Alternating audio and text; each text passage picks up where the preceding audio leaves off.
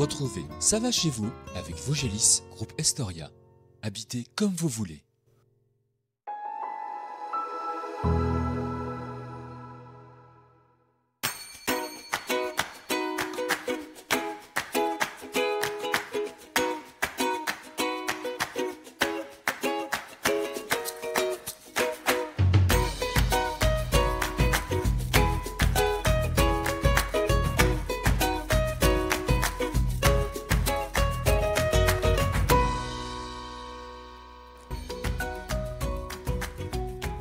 Nous partons cette semaine non loin de la Haute-Saône et de la Haute-Marne, découvrir un village d'un peu moins de 50 habitants, direction Grignoncourt, une commune nature où depuis plusieurs années l'utilisation des produits phytosanitaires a été considérablement réduite.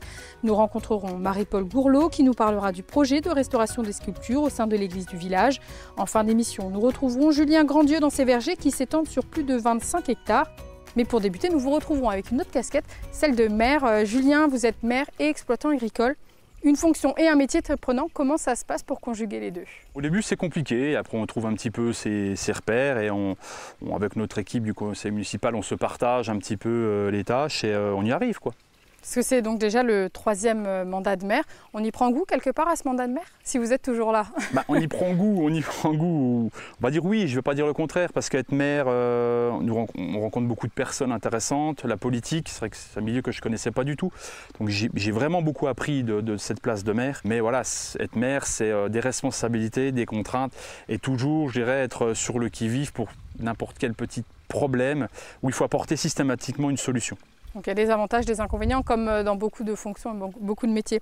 Est-ce qu'il y aura un 4e mandat Alors 4e mandat, même moi aujourd'hui je me pose la question parce que j'évolue dans mon métier, dans mon activité à côté. Et j'aimerais bien potentiellement quelqu'un qui s'y mette à cette place de maire, parce qu'un peu de sang neuf, pourquoi pas. Ça ferait peut-être du bien, avoir d'autres idées. Pourquoi pas rester au conseil aussi, pour donner encore un petit peu le recul et l'historique de ce qu'on a pu faire. Aujourd'hui je suis pas ouvert à arrêter ou être simplement conseiller. On verra un petit peu l'équipe, surtout je veux laisser le village dans de bonnes mains. Affaire à suivre alors. Voilà. Alors Grignoncourt, c'est un village, je le disais, de moins de 50 habitants, donc petit village. Quels sont les atouts de cette commune? Écoutez, moi je suis originaire de Nancy. Donc vous voyez l'extrême, banlieue nancéenne et Grignoncourt, moins de 50 habitants. C'est vrai qu'au début, on se sent peut-être un peu perdu. Mais en fait, on joue vraiment la carte nature chez nous. C'est vraiment nature, voilà, c'est tranquille, c'est paisible, c'est calme. Et ça n'a pas de prix aujourd'hui. Certes, on est peut-être un petit peu éloigné de tous les services, mais en tout cas, on a ce qu'il faut pour vivre et on y vit bien. C'est une commune où il y a encore des actifs. Où ils travaillent ces actifs? Jusqu'où ils vont pour travailler? Écoutez, on a quand même Bourbonne-les-Bains à côté, parce qu'on est limite Haute-Saône, Haute-Marne. Puis si on regarde bien Montureux, Darney, Contrex-Vittel, tout ça, c'est, on va dire, c'est une bonne demi-heure de chez nous. Donc l'activité est là quand même. Donc il ne faut pas non plus voir l'éloignement proprement dit. Quelques kilomètres et on trouve un petit peu tous les services, le travail. Moi, j'invite les gens à venir à Grignoncourt. Mais alors, est-ce qu'on peut encore venir à Grignoncourt s'installer justement? Alors, justement, peut-être un peu victime de cette attraction. Si vous voulez, aujourd'hui, nous, les maisons à vendre, c'est très limité. On avait 2 terrains à bâtir, propriété de la commune, qui sont vendus. Une construction dernièrement, donc c'est limité. Il y a encore quelques petites places, mais c'est vrai que c'est plutôt difficile à trouver, oui. Il ne faut pas trop les inviter à venir, alors. Est-ce qu'on peut dire que ça va chez vous aujourd'hui à Grignoncourt? Je dirais oui, plutôt ça va. Oui, je vais pas dire le contraire, à part que conjuguer tout ça, la place de maire, l'activité, parce que je suis père aussi de 3 enfants, donc fait que c'est une activité très prenante de tous les jours. Mais j'aime bien les défis, j'aime bien les projets et j'avance. Donc pour moi, les problèmes deviennent bien souvent des solutions au final. Une commune nature, vous le disiez tout à l'heure, ça fait pas mal d'années qu'il y a une démarche qui a été engagée, notamment autour de la réduction des produits phytosanitaires. Il y a un budget qui est alloué chaque année à cette commune nature. On essaye de replanter, d'arborer, de mettre des espèces vivaces, vous voyez, qu'on n'a pas besoin d'arroser, le moins d'entretien possible. Et tout doucement, on arrive à avoir un petit village plutôt sympa, fleuri, vert. Voilà. Donc c'est le but un petit peu de la commune. Avec un beau patrimoine encore, on parlera de l'église avec Marie-Paul tout à l'heure. Ce lavoir aussi, je crois qu'il y a des projets de restauration aussi autour, de réhabilitation. Oui, ce lavoir, on l'a déjà repris avec les anciens conseillers, on a repris le toit. Vous voyez, on a des petits budgets, donc on essaye, nous, avec nos mains, d'avancer. Et on avait refait déjà le toit, les poutres principales. Mais là, aujourd'hui, il faut qu'on reprenne encore quelques poutres, quelques structures. Et puis, il y a aussi un four à pain encore qui est encore utilisé d'ailleurs dans la commune. Un petit four à pain qui date du XVIIIe siècle. Donc c'est pareil, on le chouchoute, on essaye de faire tout ce qu'on peut pour lui. Et à chaque occasion, brocante ou manifestation, on essaye de faire une pizza, un bout de pain dedans. C'est toujours sympa de montrer ça aux plus jeunes, quoi.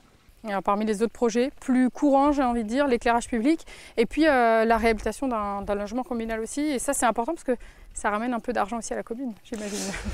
Oui, tout à fait. Donc, on a refait la mairie il y a maintenant 5 ou 6 ans. Là, on a fait le choix, donc, avec notre équipe, de refaire le logement communal qui était existant, mais qui était un petit peu vieillissant. Donc, on a décidé de l'isoler, changer les fenêtres, de refaire un beau petit logement. Par la suite, pourquoi pas en refaire un, voire 2 à l'étage, parce qu'ici, on a besoin de logements. C'est difficile à trouver des petits logements pas très chers sur notre secteur.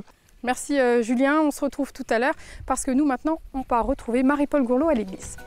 Un mobilier qui inquiète, des sculptures qui s'étaient dégradées. Aujourd'hui, la commune de Grignoncourt souhaite sauver et valoriser 3 éléments essentiels de son patrimoine. On en parle avec Marie-Paul Gourlot. Marie-Paul, merci de nous accueillir. On est devant l'église Sainte-Élisabeth, on va en parler dans quelques instants. Mais il y a un an, c'était le début du chantier, un peu moins d'un an.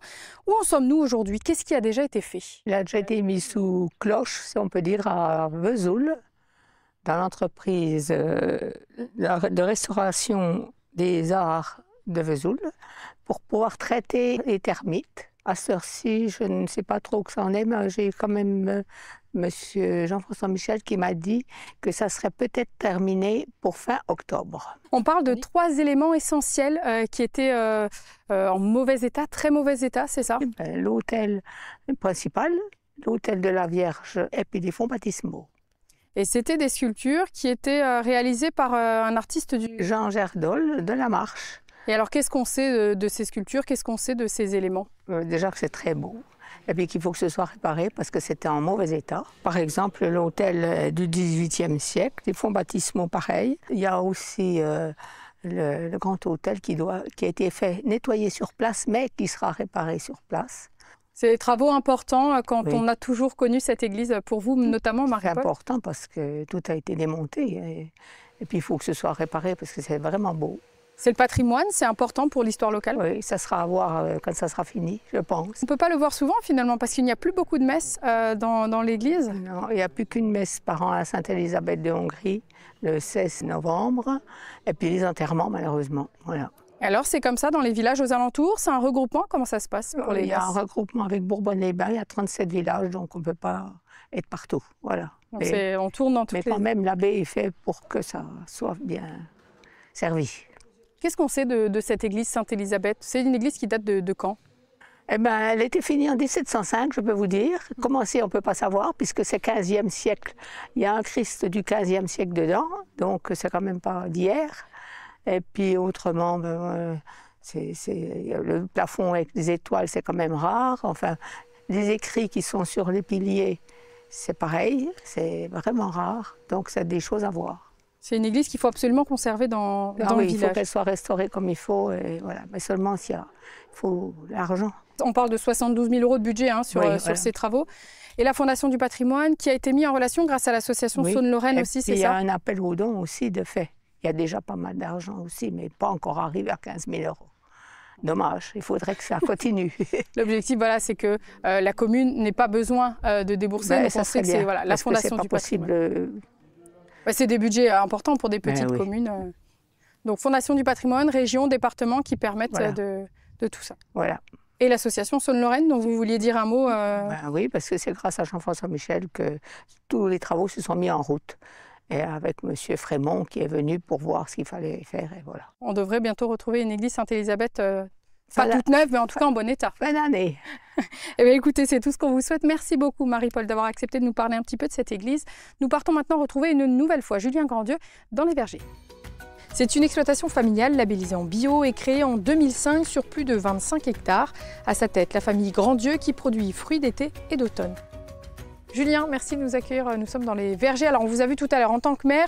Maintenant, c'est dans les vergers. Nous sommes début septembre. Comment se portent ces vergers? Cette année 2024 sera encore une année difficile pour nous. Pourquoi? Un printemps, on a subi quelques pertes au niveau du gel, mais qui a été, je dirais, bien maîtrisé. On est sorti quelques nuits, on a fait notre boulot, ça a tenu. Et après, malheureusement, un mois d'humidité sur la pleine floraison des pommes poires, ce qui nous a fait une chute physiologique. Alors, pluie plus manque d'UV, manque de soleil, moins de photosynthèse, moins d'accrochage de fruits.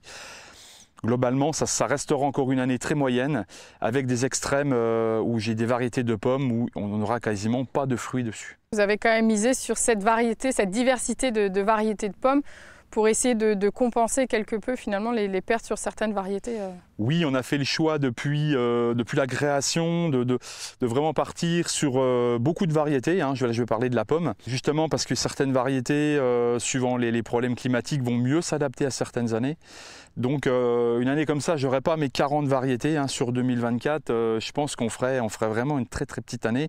Là, pour dire, on va faire 50% de récolte en 2024 grâce à quelques variétés qui sortent du lot, qui s'adaptent vraiment aux conditions.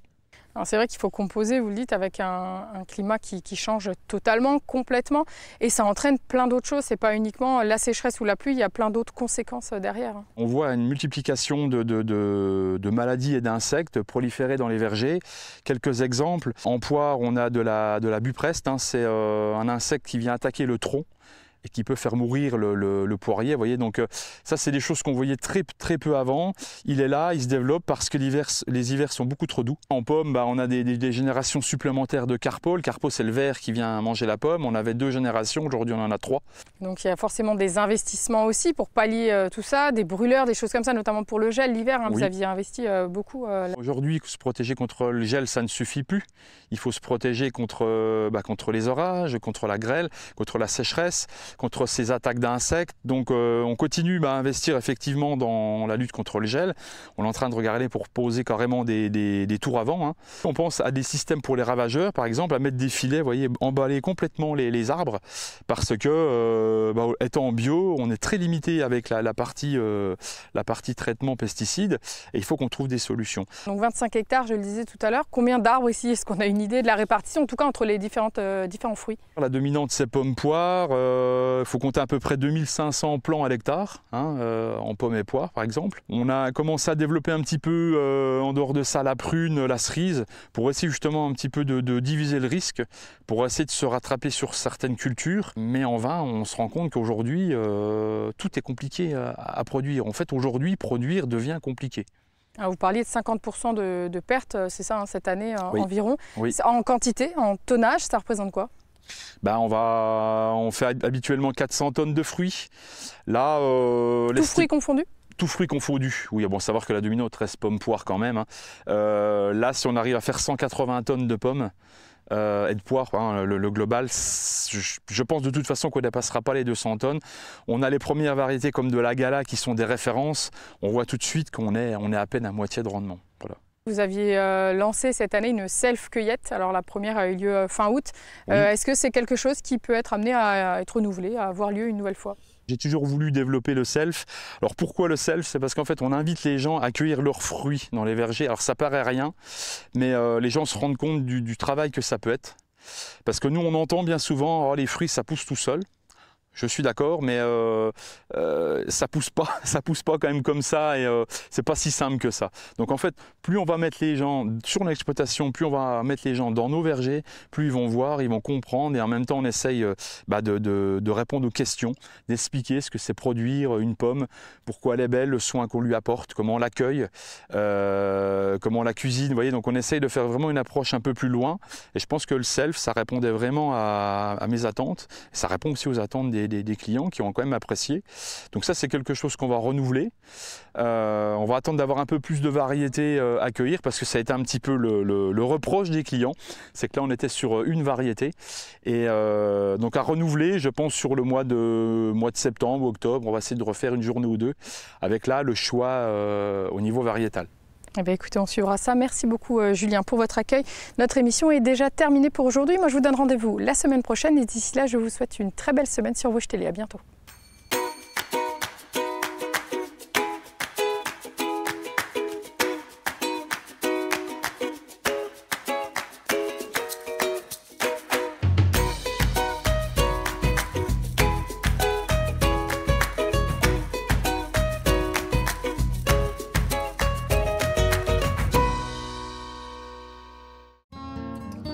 C'était Ça va chez vous avec Vogélis, groupe Estoria, habitez comme vous voulez.